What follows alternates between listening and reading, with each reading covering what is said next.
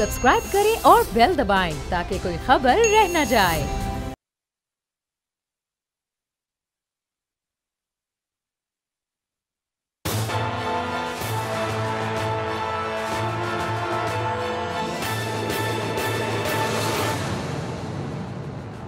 अस्सलाम वालेकुम नाज़रीन, मैं हूं आपका मेज़बान समी इब्राहिम और आप देख रहे हैं प्रोग्राम तज्ज़िया। मेरे साथ हैं हमारी को एंकर अलीना इलियास और ख़ुसूसी तौर पर हमें ज्वाइन किया जनाब फ़ख्र रहमान साहब ने। मारूफ सहाफ़ी हैं और अफ़गानिस्तान के अंदर जो कुछ हो रहा है उस पर इनकी बड़ी गहरी नज़र है। इंटरनेशनल मीडिया आउटलेट्स के लिए काम करते हैं और अफ़गान इशू से पूरी तरह बाखबर हैं। और आज का जो हमारा जो मौजू है जिस पर हम गुफ्तगू करेंगे उसका ताल्लुक़ अफ़गानिस्तान से है। एक तो वहाँ पर जो तालिबान ने हुकूमत का ऐलान कर दिया है, क्या नाम होगा उसका, इस्लामी अमारात अफ़गानिस्तान। ये वो नाम है जो पहले भी था उनका, यही जब 1996 में उनकी हुकूमत थी। और अभी मगरब की तरफ से ये प्रेशर था कि ये नाम ना रखा जाए, लेकिन उन्होंने डिफ़ाई किया मगरब को और जो उनकी आइडियोलॉजी थी उसके मुताबिक उन्होंने नाम रख लिया है। आज हम बात करेंगे कि जो आने वाली हुकूमत है वो किस तरह की होगी, कौन उसको लीड करेगा, कौन उसमें शरीक होगा और तालिबान जो हैं ये हैं कौन, कौन से लोग हैं जो इस वक्त तालिबान की क़यादत कर रहे हैं। और जब हम उन पर बात करेंगे तो फिर इस बात का भी अंदाज़ा लगाना आसान हो जाएगा कि जो खदोखाल होंगे हुकूमत के, जो उसकी तरजीहात होंगी वो क्या होंगी। क्योंकि ज़ाहिर है जो लोग हुकूमत चलाने वाले हैं उनकी पसंद नापसंद या जिस तरफ उनका रुझान है वो इस बात को डिटरमिन करेगा कि आने वाले दिनों में वो अफ़गानिस्तान में किस तरह की हुकूमत बनाएंगे। भले इस वक्त जो वेस्टर्न मीडिया है वो ऐसा प्रोपेगेंडा कर रहा है जिसमें तालिबान के चेहरे को मसख़ करके पेश करने की कोशिश की जा रही है, इमदाद भी रोकी जा रही है, उनको ब्लैकमेल करने के लिए अमेरिका ने भी उनके असासे मंजमद कर दिए हैं अफ़गान बैंक के, टर्की ने भी इमदाद मुअत्तल कर दी है और भी बहुत सारे इस तरह के इक़दाम हो सकते हैं। लेकिन कहीं कहीं से कुछ ऐसे मैसेजेस भी आ रहे हैं जिनमें अमेरिका के अपने इत्तेहादी ये कह रहे हैं कि तालिबान को काम करने का मौका मिलना चाहिए। और दूसरा एक और अहम जो सवाल है कि अफ़गान फ़ौज तालिबान का मुकाबला क्यों नहीं कर सकी, एक रेत की दीवार की मानद वो क्यों गिर गई, बिखर गई। और जो इंटेलिजेंस एजेंसीज़ के जो ये एस्टिमेट्स थे कि हफ्ते महीने लग सकते हैं, वो 2 दिनों में ही वो फ़ौज गायब हो गई। क्या वजह थी? क्या कोई ट्रेनिंग में कमी थी, क्या कोई वसाइल की कमी थी या कुछ और था? इस पर भी हम बात करेंगे और मैं हवाला दूंगा कि वाशिंगटन पोस्ट एक अमेरिका का अखबार है, बड़ा नोन अखबार है, उन्होंने इस पर पूरी एक की है, रिसर्च की है। वो बड़े अरसे से वो कर रहे थे अफ़गान आर्मी के हवाले से, तो वो भी उसके भी जो कुछ मंदरजात हैं वो आपके साथ शेयर करेंगे। हमें इससे अंदाज़ा होगा कि हकीकत में हुआ क्या। जो बाइडन ने तो ये कह दिया कि हौसला नहीं था, 3.5 लाख फ़ौज थी, वो मरने के लिए तैयार नहीं थे, अफ़गानिस्तान में तालिबान से लड़ने के लिए तैयार नहीं थे। बाकी जो बहुत सारा हिस्सा है इस कहानी का वो आज हम आपके साथ शेयर करेंगे। तो सबसे पहले जो तालिबान क़यादत है फ़ख्र, उस पर हम बात कर लेते हैं। जो इस वक्त जो तालिबान की तरफ से जो इत्तलात आ रही हैं उसमें इस्लामी अमारात अफ़गानिस्तान तो नाम बन गया, अब उसके बाद सिस्टम वहाँ पर कैसा होगा। जो तालिबान ज़राए हैं वो ये कह रहे हैं कि ये 1 मैन 1 वोट का फार्मूला जो है, मगरबी जो जमहूरियत है वो अफ़गानिस्तान का कल्चर ऐसा नहीं है, ऐसा बिल्कुल नहीं होगा क्योंकि इलाका कबाइल पर मुश्तमिल है। तो इंक्लूसिव गवर्नमेंट होगी, जो तमाम बड़े बड़े कबाइल हैं उनके नुमाइंदों को एक कौंसल बनाकर उसमें शरीक किया जाएगा और इस कौंसल के जो सरबराह हैं वो मुल्ला हैबतुल्लाह होंगे, जो तालिबान के इस वक्त रिलीजियस उनके जो रहनुमा हैं, उनके लीडर हैं। और फिर इसके अलावा दूसरी ये जो सारा जो नज़्म व नस्क है वो कौंसल संभालेगी। मुल्ला हैबतुल्लाह एक रिलीजियस हैं स्कॉलर और वो एक तरह से फादरली फ़िगर होंगे, बिल्कुल उसी तरह जैसे ईरान में आयतुल्लाह ख़मेनाई एक रिलीजियस फ़िगर हैं और वो पूरी जो रहनुमाई देते हैं हुकूमत को। और जो डिप्टी होगा उनका वो अफ़गानिस्तान का अमीर, जिसे आप सदर कह सकते हैं, वो बन सकते हैं। और फिर वो जो दूसरे तमाम कबाइल हैं जो वो कह रहे हैं कि इंक्लूसिव हुकूमत होगी, तो उन लोगों को उसमें शामिल किया जाएगा और ये टफ़ फैसले करेगी। और जो तरजीहात में है सबसे पहले वो ये बताया जा रहा है कि एक फ़ौज का क़याम, नेशनल फ़ोर्स वो बनाने जाएंगे और उसके लिए उनका ये कहना है कि इस वक्त जो तालिबान की तादाद है, जो उनके जंगजू हैं, वो 75,000 के लगभग हैं। लेकिन क्योंकि अफ़गानिस्तान एक बड़ा मुल्क है, तकरीबन 38 मिलियन उसकी पॉपुलेशन है, जो इलाका है वो बड़ा दुश्वार गुजार है, बड़े टरेन बड़ा मुश्किल है, तो बड़ी फ़ौज की ज़रूरत है। तो जो अफ़गान नेशनल आर्मी थी, उनके जो लोग इस फोर्स में शामिल होना चाहेंगे, तालिबान उसका खैर मकदम करेंगे। और इस वक्त जो तालिबान को ज़्यादा जो सबसे बड़ी ज़रूरत है अपनी मिलिट्री बनाने में, उनको ज़रूरत है पायलट्स की, क्योंकि उनके पास हेलीकॉप्टर उड़ाने के लिए और जो फाइटर्स हैं वो उड़ाने के लिए उनके पास एक्सपर्टीज़ नहीं है। तो जो अफ़गान नेशनल आर्मी के तरबियत याफ्ता लोग थे, तालिबान का ये कहना है कि हम उन्हें अपने साथ शामिल कर लेंगे, क्योंकि बहुत सारे जो लोग थे उनकी ट्रेनिंग टर्की में और जर्मनी में हुई और तालिबान ये समझते हैं कि इस दौर में एक जदीद फ़ौज का होना बहुत ज़रूरी है। तो वो उन लोगों की जो ट्रेनिंग है उससे वो इस्तिफ़ादा हासिल करना चाहते हैं और ये एक बहुत बड़ी जो सोच है उसमें तब्दीली है। ये इस बात का मज़हर है ये सारी कहानी के जो 1996 में जो तालिबान आए थे और जो अब तालिबान है, इनमें ज़मीन आसमान का फ़र्क है। फ़खर, व्हाट डू यू से टू दैट? बहुत शुक्रिया समी। पहली बात तो ये है कि ये आपने बिल्कुल सही बात की है कि जो 95-94 के अवाइल में जो तालिबान थे और जिन्होंने 5 साल हुक्मरानी की, उसमें और जो अब जो तालिबान है उनमें बहुत सारी वजूहात हैं जिसकी बिना पर हम उनके दरमियान जो है एक डिफ्रेंशिएट कर सकते हैं। ये जो अमेरिका के साथ दोहा में पीस टॉक्स का आगाज़ हुआ था, उसके अंदर तो जो बुनियादी चीज़ थी वो ये थी कि पुरअमन मुंतकिल जो इक़्तिदार है वो होगा और बाय फोर्स जो है वो कुछ नहीं होगा। तो पहली शर्त तो ये थी जो कि मुकम्मल होगी। दूसरा, अमेरिकन ने ये भी तय किया था कि उनको इनखला के लिए एक उनके ऊपर हमले नहीं किए जाएंगे, तो वो मसला जो है अभी जारी है। अब जहाँ तक अफ़गानिस्तान का पॉलिटिकल सेटअप है, उसके हवाले से फ़ैसले जितने भी करने हैं वो अफ़गानिस्तान में जो इस वक्त तालिबान हैं उनके जो लीडर हैं मुल्ला हैबतुल्ला, उनके साथ मुशावरत के साथ होंगे और वही उनके लीडर हैं। और इस हवाले से जो उनकी शूरा के जो लोग थे जो इधर उधर थे, अब वो इकट्ठे हो रहे हैं और आइंदा चंद दिनों के अंदर जो है बाकायदा ये सेटअप जो है वो सामने आ जाएगा। और जहाँ पर जो अफ़गानिस्तान के अंदर या जो इस वक्त तालिबान जो है उनके ऊपर दबाव डालने की कोशिश हो रही है कि आप इस तरह ना करें या ये नाम ना करें, तो इस तरह की चीज़ें तो पहले तय हो चुकी हैं कि वो उनके अंदरूनी मामलात में मुदाखलत नहीं करेंगे। और ये जो बातचीत चल रही थी दोहा के अंदर, ये तमाम चीज़ें जो थी उसमें तय हुई हैं। और अब आप जहाँ तक आप ये कह रहे थे कि जो आइंदा का उनका मंसूबा है कि एक आर्मी हो और फिर ट्रेंड आर्मी हो और उसके अंदर उनको पायलट्स भी चाहिए, तो अब देखें उनके पास 200 से ज़्यादा जो हैं वो कुछ हेलीकॉप्टर्स जो हैं वो उनके हाथ आ गए हैं, जो कि पिछली अफ़गान एयरफोर्स के पास थे और आर्मी के पास थे। अब कुछ पायलट्स हैं जो ऑलरेडी उनके पास हैं और जो जिन्होंने अपनी रजामंदी शो की है कि वो काम कंटिन्यू रखना चाहते हैं। लेकिन जहाँ तक एक पूरी अफ़गान आर्मी को तश्कील देना और उसका पूरा एक इंफ्रास्ट्रक्चर जो है वो बिल्ड करना, तो उस ज़मन में यकीनन ये उनके अंदर अब एक नई सोच आई है कि मुल्क के अंदर एक नेशनल आर्मी होनी चाहिए। और क्योंकि आपको पता है कि अफ़गानिस्तान के हवाले से चाहे वो बरतानिया था, चाहे वो रूस था, चाहे वो अमेरिका है, और सब के लिए ये आ रहा है कि अफ़गानिस्तान का जो माशरा है वो ट्राइबल है और मार्शल है।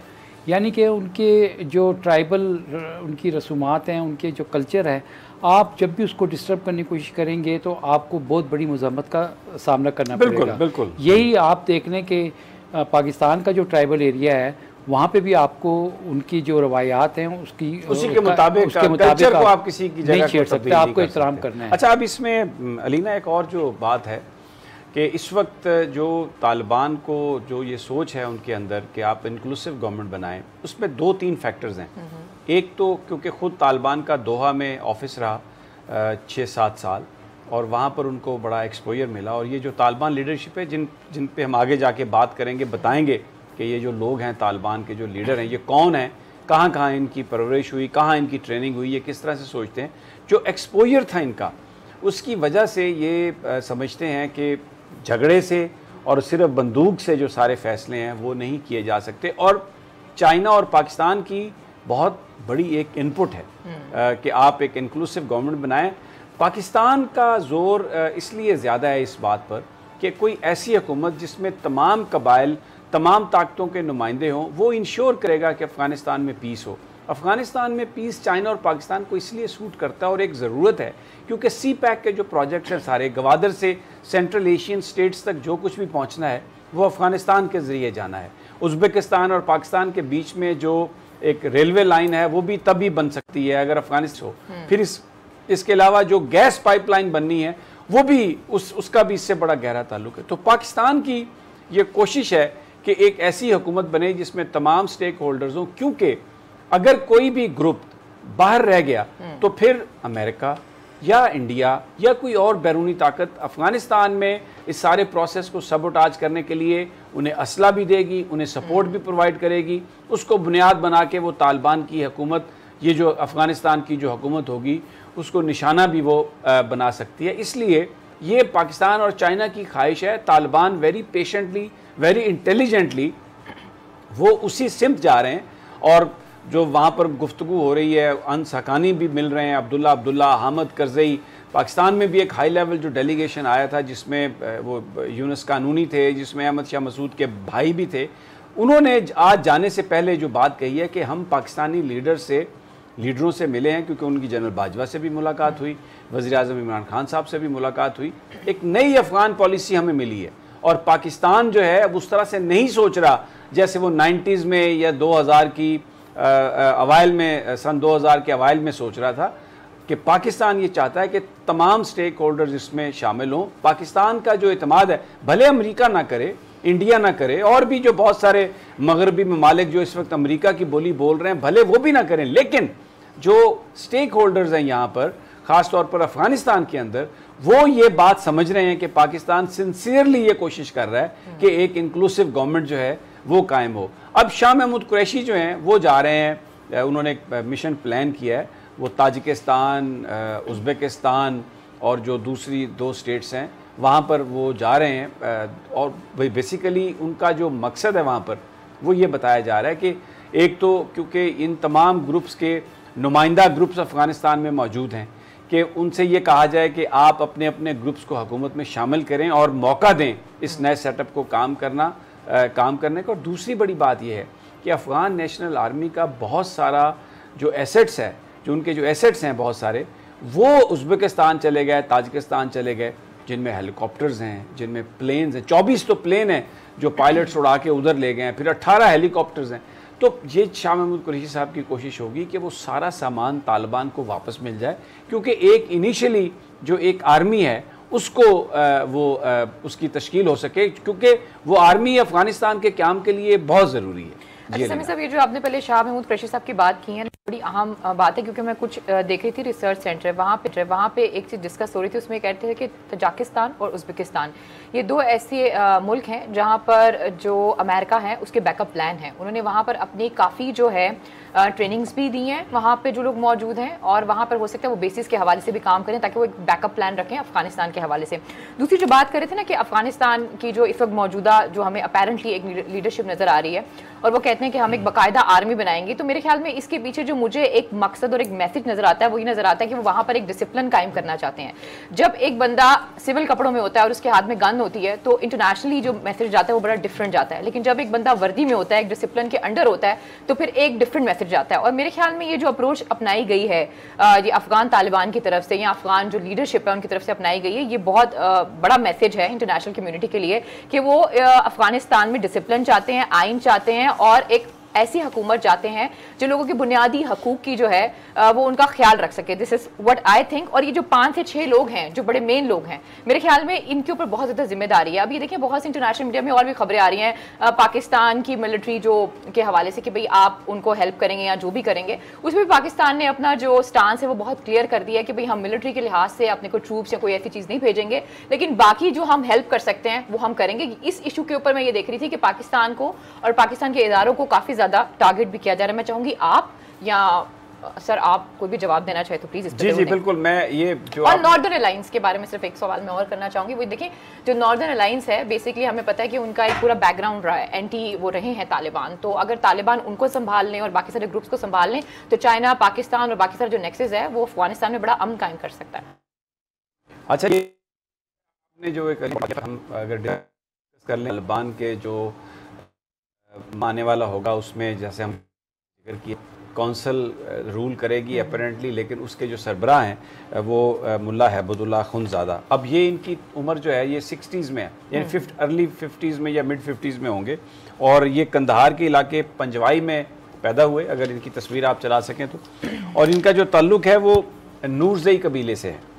और ये जब मुल्ला अख्तर 2016 में जब एक अमेरिकी ड्रोन के हमले में वो उनको शहीद किया गया, मैं तो ये कहूँगा इसलिए कि मुल्ला उमर के बाद मुल्ला उमर का जब इंतकाल हुआ तो वो 1.5-2 साल ये बात छुपाई गई, इसको पब्लिक नहीं किया गया। और उसके बाद फिर मुल्ला जो हैबतुल्लाह खुंज़ादा इनको बनाया गया इस जमात का सरबराह, क्योंकि ये एक रिलीजियस ज़्यादा स्कॉलर्स थे, तो इसलिए इनको चुना गया कि ये जो तमाम जो ग्रुप्स हैं उनके बीच में ये इत्तेफाक पैदा कर सकते थे। ये एक ऐसी शख्सियत थे जिस पर सारे लोग जो थे वो मुत्तफिक थे। अच्छा, ये कंधार में एक मदरसा भी चलाते रहे। देखिए, एक बात जो तालिबान का जो फिनोमेना, ये बड़े आम से लोग हैं, ये कोई बड़े बड़े ख़ानदानों से नहीं आए, और ये लोगों में से हैं, आम लोगों में से। इनकी स्ट्रगल है, और ये वहाँ पर एक मदरसा चलाते थे। तो बहुत सारे जो तालिबान हैं वो इनके तालीम याफ्ता हैं, और इसलिए इनको उस इलाके में उस्ताद भी कहा जाता है। यानी ये मुल्ला हैबतुल्लाह खुंज़ादा का जो एक और नाम है वो ये है कि वो उस्ताद हैं, क्योंकि जो तालिबान है वो इनको इन्होंने जो ट्रेनिंग है वो उनसे तालिबान ने इनसे हासिल की है। तो ये इनकी जो, और इनको शेखुल हदीस भी हैं, बड़े ये स्कॉलर हैं, पढ़े लिखे, इस शरीयत को पढ़ा हुआ है इन्होंने, और इस्लाम को बहुत बेहतर तरीके से समझते हैं। और जो बहुत सारी जो स्ट्रगल हुई है अफ़गानिस्तान में जिस हवाले से, वो क्या वो लीगल है, क्या वो लीगल नहीं है, कौन कौन से स्टेप्स लेने चाहिए, उसमें इनकी जो इनपुट थी उसकी बड़ी अहमियत थी। Fakhar, you want to add something? बिल्कुल। पहली बात तो जो अलीना पूछ रही थी, पाकिस्तान और अफ़गानिस्तान के दरमियान जो है ऑलरेडी काफ़ी साल पहले एक मुआहदा हो गया था, जिसके तहत पाकिस्तान ने अफ़गानिस्तान की आर्मी को ट्रेन करने की पेशकश की थी, और अफ़गानिस्तान से कैडेट्स भी यहाँ पर आए थे, काकूल में आकर वहाँ पे दाखिला लिया था उन्होंने, और उनको बाकायदा यहाँ से ट्रेनिंग करके एक सोल्जर बना के यहाँ से वापस भेजा था। तो वो एक जो एग्रीमेंट था वो अभी भी एग्जिस्ट करता है, और वो आइंदा भी कंटिन्यू करेगा। अब सभी जिस तरह आप बता रहे हैं, जो मुल्ला हैबत हो या मंसूर थे या उमर, ये वो लोग हैं जो बिल्कुल आम लोगों की तरह ज़िंदगी गुजार रहे थे। और जब ये मंजर आम पर आए थे तो उस वक़्त जो अफ़गान अवाम थी वो बिल्कुल फेडअप हो गई थी खाना जंगी से, और मुल्क के अंदर अमन अमान की जो सूरत हाल थी वो बिल्कुल तबाह बर्बाद हो गई थी।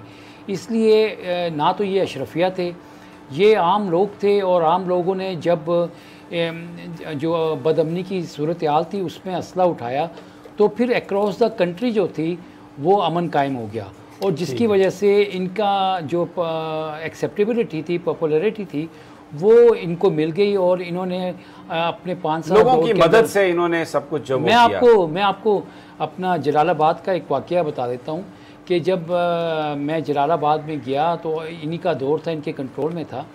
तो दुकानदार जो था, मैं उससे कुछ चीज़ ख़रीदने के लिए गया तो दुकानदार नहीं था, वो दुकान खाली थी लेकिन खुली हुई थी।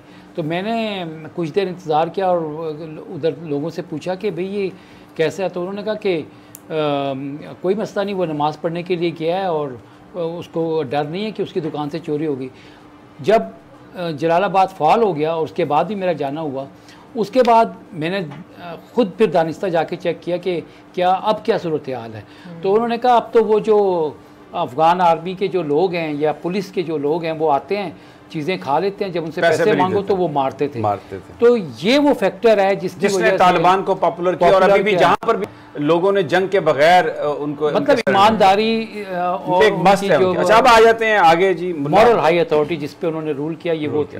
मुल्ला अब्दुल गनी बिरादर बड़ा नोन नाम है, इनकी तस्वीर भी आप अक्सर मीडिया पे देखते होंगे। इनका ताल्लुक पोपलजई कबीले से है और जो पोपलजई हामिद करजई का भी ताल्लुक पोपलजई से था। अच्छा ये जो है जो पाक अफ़गान जो बॉर्डर है, कुछ पोपलजई अफ़गानिस्तान में हैं, कुछ इधर हैं पाकिस्तान में, तो बड़ा इनकी आमदो रफ्त है बहुत ज़्यादा।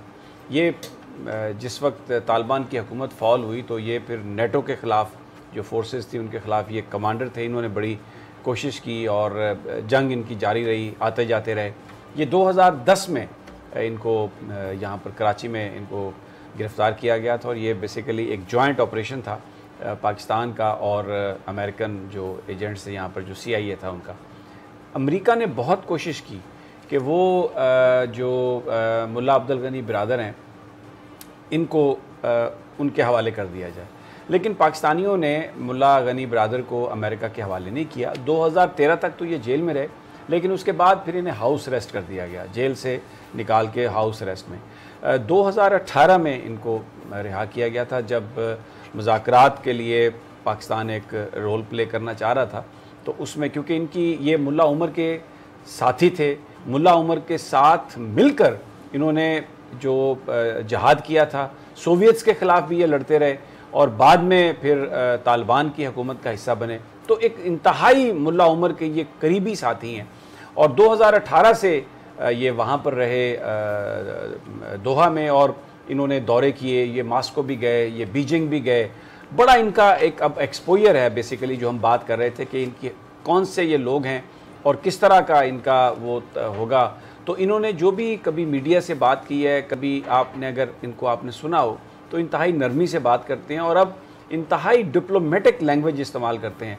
और जो सारे ये अमेरिका के साथ मुज़ाकरात में, दोहा में डिप्लोमेट्स के साथ और भी इवन इंडियंस के साथ भी जो मुलाकातें हुई इनकी तालिबान के साथ, जो भी नोन अननोन जिस तरह से भी, तो वो हर जो गुफ्तगू है उसका ये हिस्सा रहे। और अब सफारतकारी के ये माहिर हैं। 20 साल ऑफिशियली, यानी पहली पब्लिकली ऑफिशियली 20 साल के बाद ये अभी 2 दिन पहले कंधार पहुँचे तो बड़ा इनका इस्तकबाल भी किया गया। तो ये बताया ये जाता है कि मुल्ला हैबतुल्लाह के बाद जो मुल्ला अब्दुल गनी बिरादर हैं, इनको जो है मुल्ला ब्रदर के नाम से भी ये जाने जाते हैं, इनके पास इख्तियारात होंगे। ये सदर भी हो सकते हैं, ये अमीर हो सकते हैं, ये इनका नाम लिया जा रहा है कि इनके पास इख्तियारात होंगे। फ़खर बिल्कुल। देखिए ये मुल्ला ब्रदर या अब्दुल गनी जो ब्रदर के नाम से जाने जाते हैं, ये तालिबान के आप ये समझ लें कि उस ज़माने में एक आर्मी चीफ या टॉप कमांडर जो थे, चीफ कमांडर जो थे, ये उनकी हैसियत थी। तो आपको याद होगा कि मैकक्रिस्टल जो जनरल मैकक्रिस्टल जो अमेरिका के कमांडर थे, उन्होंने हेलमंड में एक ऑपरेशन शुरू करना था। ये 2010 की बात है और वो चाहते थे कि हेलमंड में उनको कामयाबी हासिल हो। तो उस ज़माने में अमरीकियों ने बहुत कोशिश की कि अफ़गान तालिबान के जो रैंक एंड फाइल्स हैं उनको किसी तरह से ख़रीद लिया जाए और उनके अंदर किसी तरह से बगावत जो है वो कराई जाए, ताकि कुछ को पैसे दे के साइड पे कर दिया जाए। इसी तरह से आपको याद होगा कि दाइश के नाम पर भी कुछ लोगों को तोड़ने की कोशिश की गई ताकि इनकी यूनिटी को किसी तरह से तोड़ा जाए। तो अब्दुल गनी ब्रदर जो थे, इनको भी बहुत लालच दिया गया था और इनको भी बहुत घेरने की कोशिश की गई थी, लेकिन अब्दुल गनी ब्रदर जो थे वो हाथ नहीं आए थे। लेकिन अमेरिकन जो थे उन्होंने इनको कल्टीवेट करने की बहुत कोशिश की थी।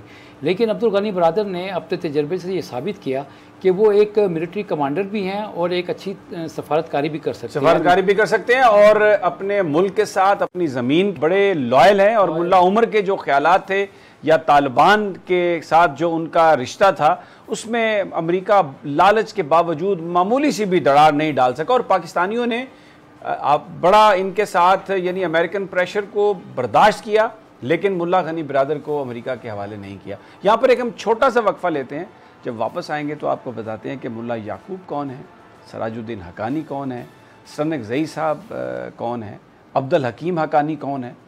लेकिन ये सब एक छोटे से वक्फे के बाद।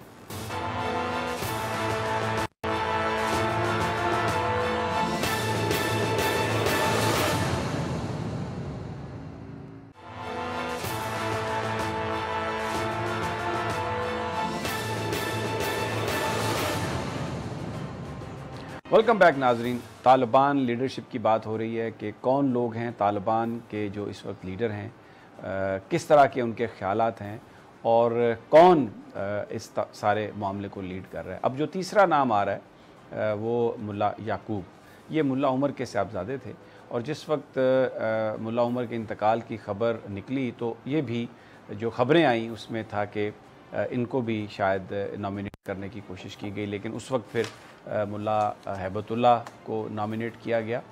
तो अभी ये जो सारी इस वक्त जो सूरत हाल है ये इनकी ये 2020 से इनकी बड़ी ये अहमियत है और सिक्योरिटी चीफ़ है इनके पास। सिक्योरिटी चीफ़ ये हैं तालिबान के और इनके पास तालिबान के नायब अमीर का ओहदा भी है, बड़ा इम्पोर्टेंट ये ओहदा है और ये बहुत करीबी हैं मुल्ला हैबतुल्लाह के और ये एक सियासी और अस्करी सोच है और ये अपने जो अस्करी और सियासी विंग हैं उनके लिए जो इनकी खिदमात हैं वो बड़ी ज़बरदस्त हैं और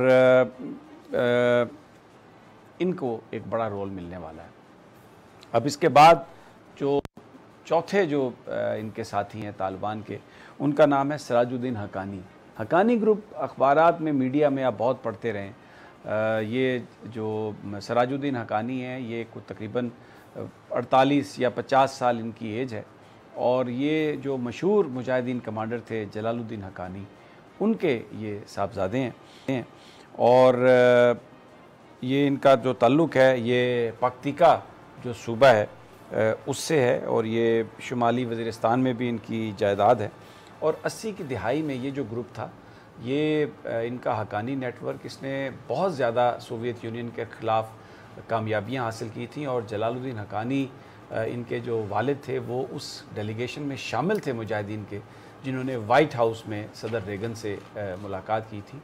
और अमेरिका जिस ग्रुप से सबसे ज़्यादा खाइफ था, तालिबान के जिस ग्रुप से, वो हकानी नेटवर्क था और ये इसको हमेशा ये कहा जाता रहा कि ये पाकिस्तान के दोस्त हैं। इंडिया भी हमेशा से ये कहता रहा और पाकिस्तान में इनके जो भाई थे, ये इस्लामाबाद के नज़दीकी बाराकऊ का इलाका है, वहाँ पर उन पर हमला किया गया और उनको शहीद भी किया गया। वो बेसिकली थे जो इनके सारे जो ग्रुप के जो फाइनेंसेस थे वो उसको देखते थे और ये माली मामलात को देखते थे और यूएई में वो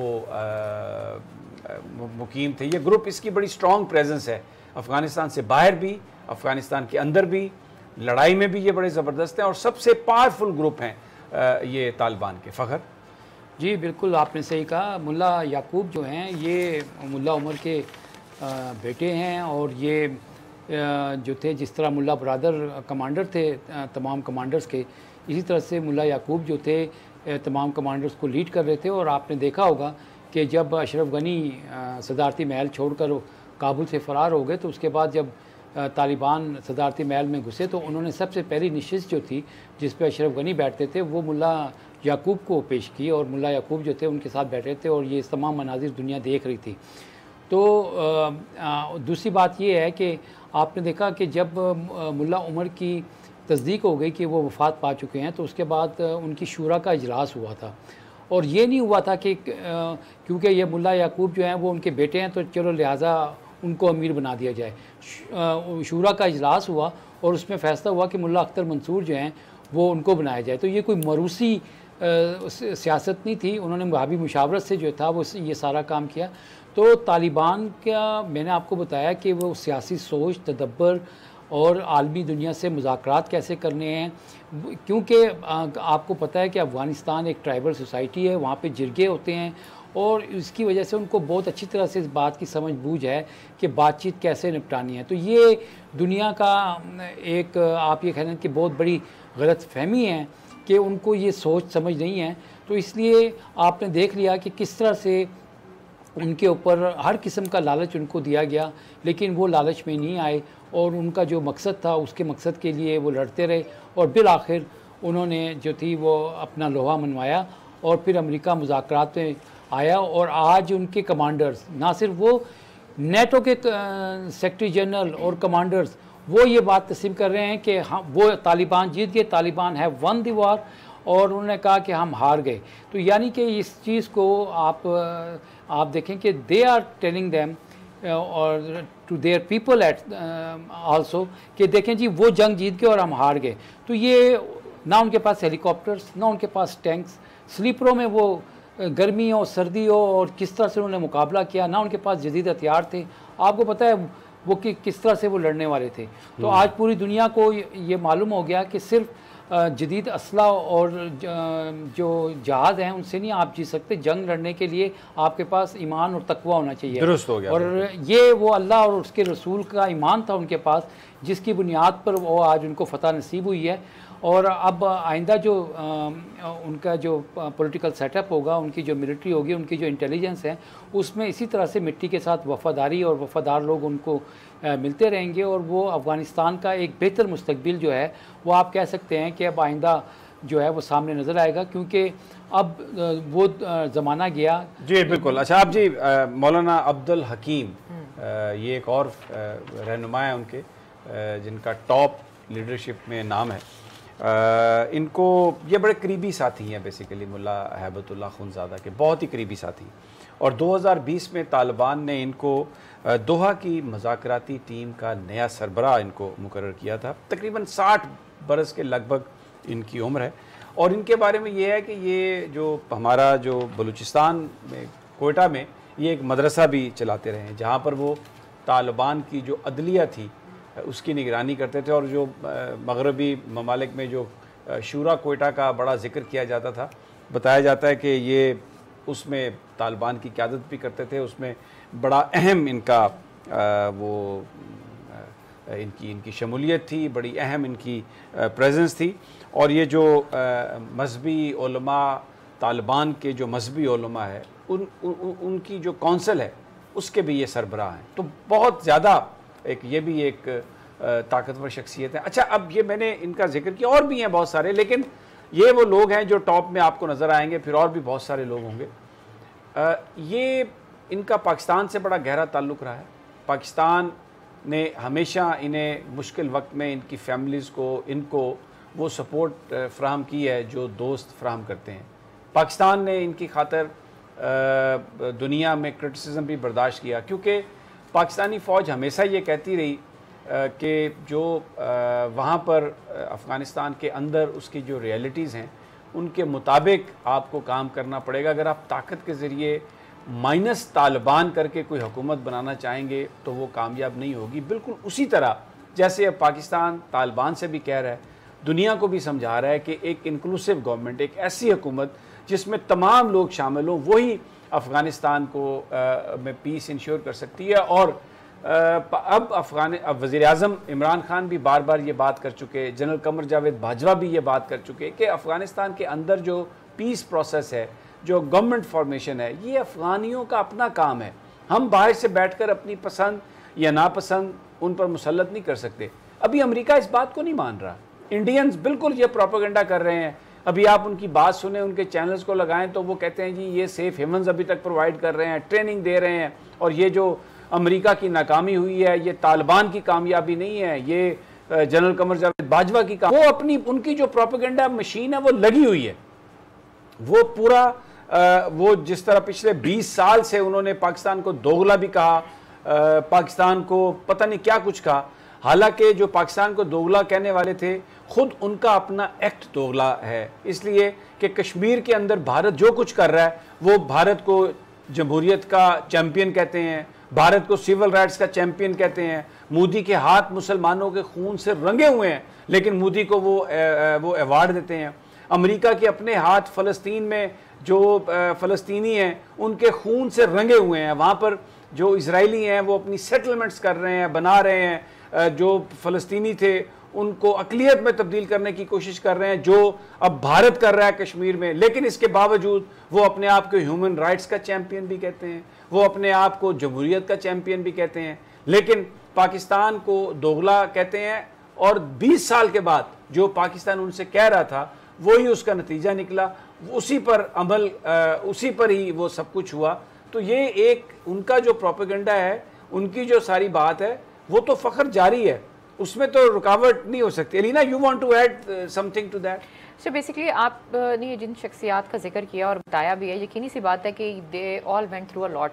अपने मुल्क में रहते हुए अगर आप ये ना कह सके कि ये हमारा मुल्क है, आपकी जो ख़वातीन हैं उनकी इज़्ज़तें जो हैं उनका कोई अच्छा, वो मैं माफ़ी चाहता हूँ, मैं आपको जी आपने थोड़ा इसे आप अभी बोला, तो मैं चाह रहा हूँ कि क्योंकि मुझे ये कहा जा रहा है ब्रेक, हमारे साथ ही रहिए, छोटा सा वक्त।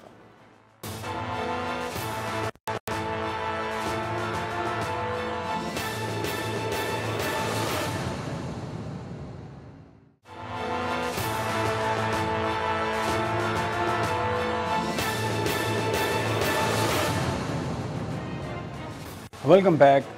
तालिबान के हवाले से बात हो रही है, पूरी दुनिया में उनके ख़िलाफ़ जो एक प्रोपेगेंडा किया जा रहा है कि वो ख़वातीन के राइट्स को कुचल देंगे और ना जाने क्या कुछ कहा जा रहा है। लेकिन कहने वाले जो हैं अपने दोगलेपन के बारे में कोई बात नहीं कर रहा। कश्मीर के अंदर जो ख़वातीन के साथ हो रहा है, वहाँ पर जो मर्दों के साथ हो रहा है, फ़लस्तीन में जो कुछ हो रहा है, उस पर कोई बात नहीं करता। और सारा अमेरिकन मीडिया जो है, जो यूरोपियन मीडिया है, इंडिया का जो मीडिया है, वो तालिबान के माजी को मिसाल बनाकर उन पर उसने एक तनकीद का बाज़ार गर्म कर रखा है। फ़ंड्स रोक रहे हैं, ब्लैकमेल करने की कोशिश कर रहे हैं। मसला उनका सिर्फ ये है कि क्योंकि उन्होंने जो नाम रखा है वो इस्लामी अमारात अफ़गानिस्तान रखा है और वहाँ पर इस्लामी निज़ाम की बात की है, हिजाब की बात की है, इस्लामी कवानीन की बात की है, तो वो अमेरिका के नज़दीक और मगरब के नज़दीक वो इंतहा पसंदी है, वो मिलिटेंसी है और वो दुनिया के अमन को नुकसान पहुंचाने वाली बात है। जो नामूस रिसालत की बात करे वो दुनिया के नज़दीक, अमेरिका के नज़दीक, मगरब के नज़दीक वो काबिल कबूल नहीं है। तो अलीना, जो कश्मीर के अंदर जो ख़वातीन के साथ जुल्म है वो याद नहीं आ रहा इन बड़ी ताकतों को। और तालिबान जो बार बार कह रहे हैं कि ख़वातीन को हर तरह की आज़ादी होगी, इजाज़त होगी, किसी तरह की कोई रुकावट नहीं डाली जाएगी, कहते हैं जी नहीं, हम उनके बिहेवियर पर हम तस्लीम नहीं करते। और उनको टायरेंट कहा जा रहा है, उनको दहशतगर्द कहा जा रहा है, उनको ह्यूमन राइट्स की मुखालफत करने वाला कहा जा रहा है। और पूरी दुनिया ने देखा वो जो अमेरिका का जहाज़ जो अफ़गान बाशिंदे थे उनको रोनता हुआ, उनके ऊपर अपने टायर चलाता हुआ वो यहाँ से गया काबुल से, और जब वहाँ पहुँचा तो अब वो कहते हैं कि जो लैंडिंग गियर है उसके अंदर इंसानी रिमेन्स मिले हैं। किसी को कोई शर्मिंदगी हुई है इस पर? किसी ने कोई अफ़गान अवाम से कोई माफ़ी मांगी है? ये लोग ह्यूमन राइट्स की बात करते हैं।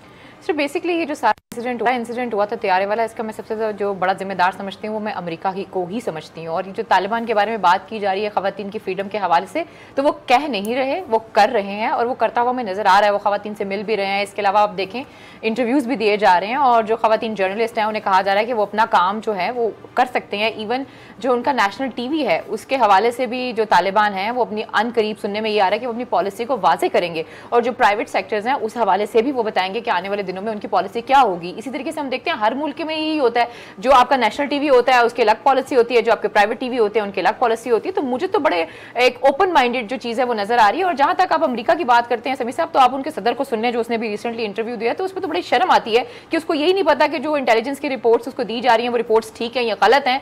जब एक बंदे को यही नहीं पता कि जो रिपोर्ट्स उसके पास आ रही हैं वो सही है या गलत है और वो उस पर फैसला ले रहा है और वो सुपर पावर का सदर है, तो इससे बड़ी शर्मिंदगी की बात क्या हो जाती है। और दूसरी बात ये, मैं सिर्फ इतना एक और चीज़ ऐड करना चाहूँगी, देखें निज़ाम चाहे सदारती हो, जमहूरी हो या इस्लामी हो, जो लोगों के बुनियादी हकूक हैं उनका ख्याल रखना बहुत ज़रूरी है। This is what I think, क्योंकि जो तालिबान हैं उनके कारकुन नहीं हैं, उनके फॉलोअर्स हैं, तो उन फॉलोअर्स को वो किस तरीके से हैंडल करेंगे ये एक बहुत बड़ा सवाल है। अगर आप जवाब देना चाहें या फ़खर साहब जवाब देना चाहें जरूर रोशन डालें। देखिए मैं तो ये कहूँगा कि वो जिस तरह कहते हैं जी 84 बिलियन डॉलर जो थे वो अफगान आर्मी जो है 3.5 लाख की उसको बनाने के लिए खर्च किए गए।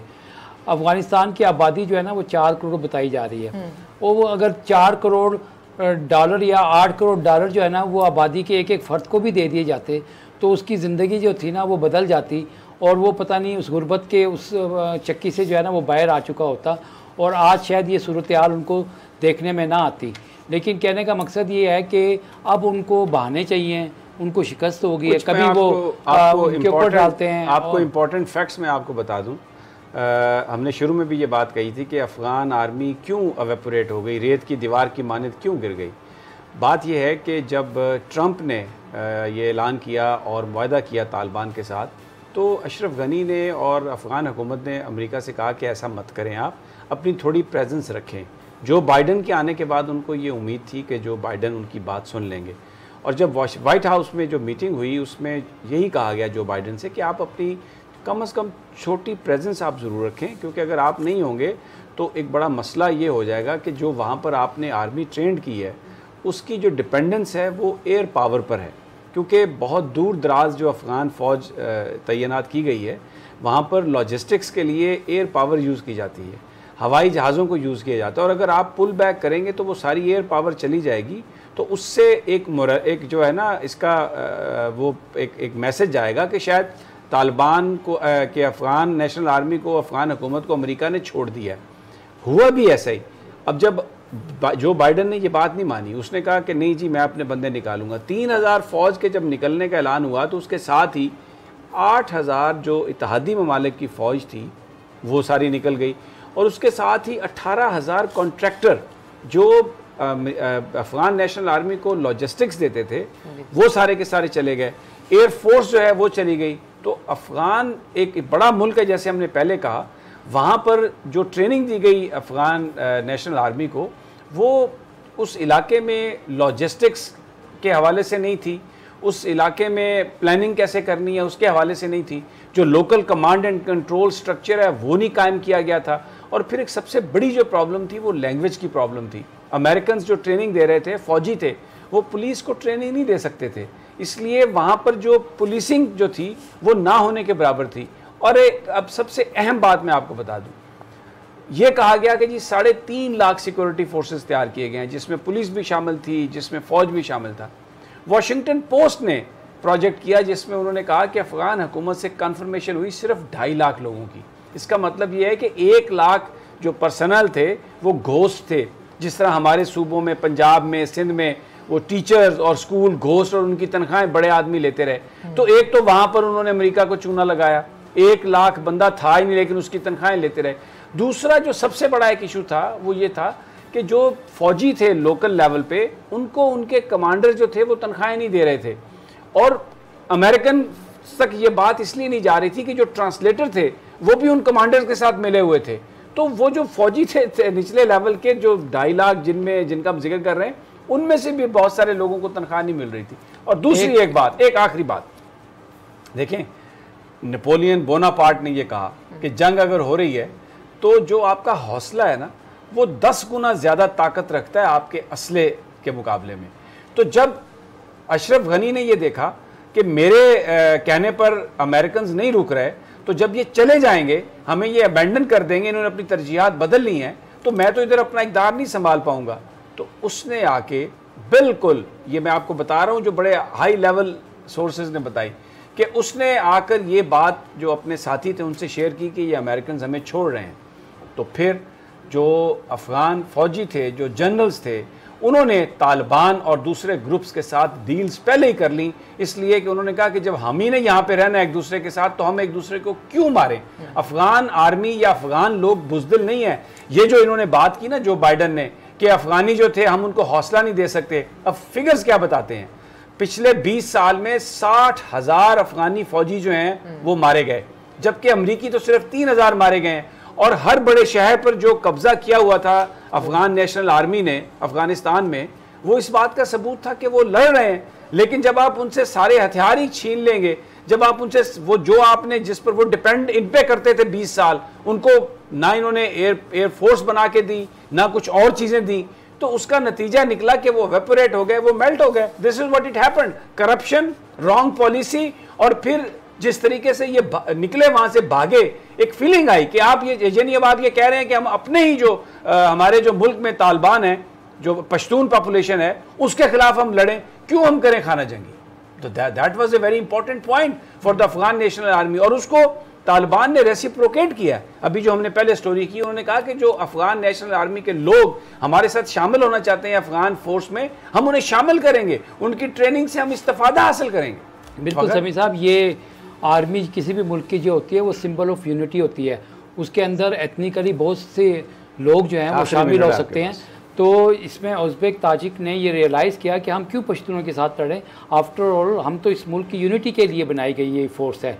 और दूसरी बात ये भी थी कि बहुत सारे लोग जो थे वो जो तालिबान के रैंक्स में से वो फ़ौज में भर्ती हुए, और उनको ये कहा गया था कि जब मौका आएगा तो आपने उस वक्त जो है ना असला छोड़ देना है। तो ये ग्राउंड रियलिटी ये है, और जो आपने रोशनी डाली वो बिल्कुल सही बात है कि जब सुपर पावर यहाँ से निकल के जा रही हैं तो उनका आपस में लड़ने का मकसद खाना जंगी था, जो उन्होंने बड़े अच्छे तरीके जो तालिबान ने जब उनकी तरफ हाथ बढ़ाया और उन्हें बताया कि हम आपके दुश्मन नहीं हैं, तो उन्होंने इसको एक्सेप्ट कर लिया। मुझे नाजरीन अब इजाज़त चाहिए, इंशाअल्लाह से मुलाकात होगी तज्जिया में। अपना और अपने साथियों का ख्याल रखिए। अल्लाह निगहबान।